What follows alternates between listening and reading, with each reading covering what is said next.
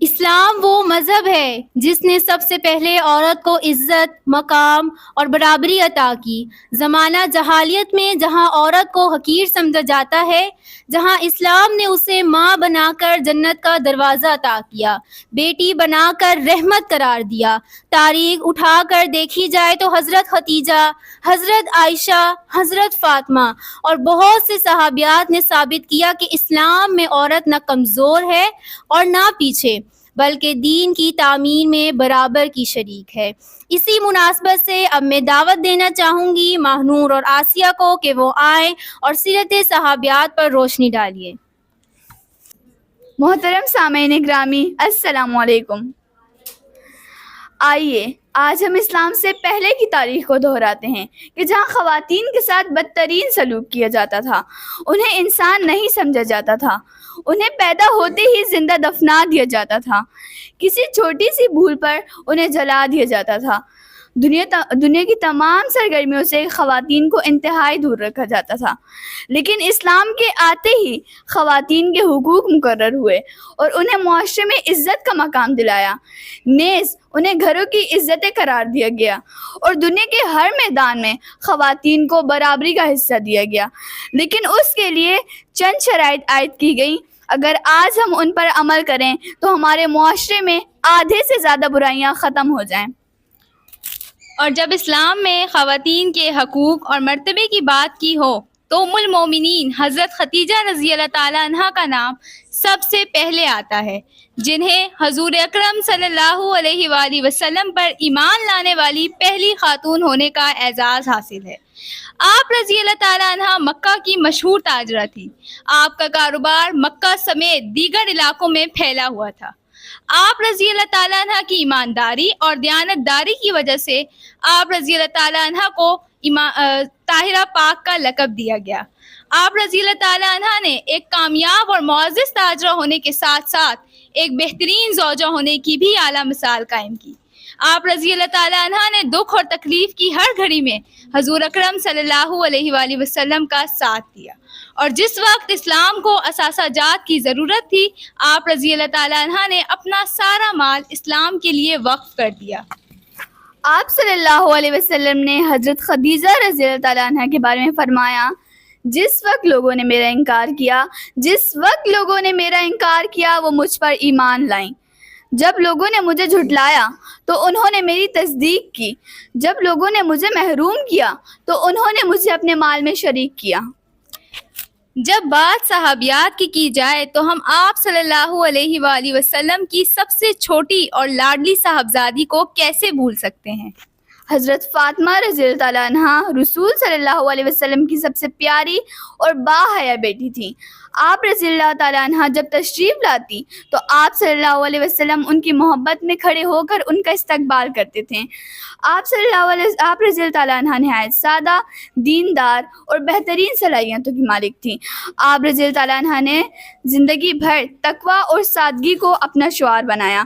حضرت فاطمہ رضی اللہ تعالیٰ عنہ نے مشکل وقتوں میں ہمیشہ اپنے والد کا ساتھ دیا اور انہیں خوشی اور سکون دیا، اسی لیے آپ کو سید النساء یعنی تمام عورتوں کی سردار بھی کہا جاتا ہے۔ اسلام میں آپ رضی اللہ تعالیٰ عنہ کا مقام نہایت بلند اور محترم ہے۔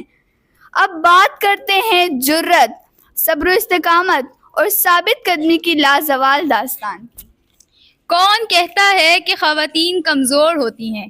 کیا تم نے کربلا میں حضرت زینب بنت علی کو نہیں دیکھا؟ جی ہاں، حضرت زینب رضی اللہ تعالیٰ عنہ، جنہوں نے کربلا میں اپنی آنکھوں کے سامنے اپنے پورے خاندان کو شہید ہوتے ہوئے دیکھا۔ وہ نازک وقت جب باغ مصطفیٰ کا ہر پھول شہادت کے لیے اجازت طلب کرتا اور چند لمحوں میں بہادری سے لڑتے ہوئے ان کا جسد خاکی خیمے میں لوٹ آتا۔ کئی دن کے بھوکے اور پیاسے قافلے میں آپ رضی اللہ تعالیٰ عنہ اپنے بھائی حضرت امام حسین رضی اللہ تعالیٰ عنہ کے شانہ بشانہ کھڑی رہی۔ نہ صرف یہ بلکہ اپنے دو کم عمر بیٹوں اون اور محمد کو بھی اسلام کی سربلندی کے لیے قربان کر دیا۔ اپنی آنکھوں کے سامنے نواسہ رسول صلی اللہ علیہ وآلہ وسلم کی شہادت کا منظر بھی دیکھا، مگر صبر کا دامن نہ چھوڑا۔ جب آپ رضی اللہ تعالیٰ عنہ کو یزید کے دربار میں پیش کیا گیا تو آپ رضی اللہ تعالیٰ عنہ نے خطبہ پڑھا اور فرمایا، میرے خاندان کے قتل سے بدنامی کا جو دبا تو نے اپنے دامن پر لگایا ہے وہ قیامت تک نہ دھل سکے۔ اب بات کرتے ہیں تاریخ کی بہترین مثالوں میں سے ایک حضرت عائشہ رضی اللہ تعالی عنہا، جو علم و ہمت، خود اعتمادی اور مہربانی کا خوبصورت مجموعہ تھی۔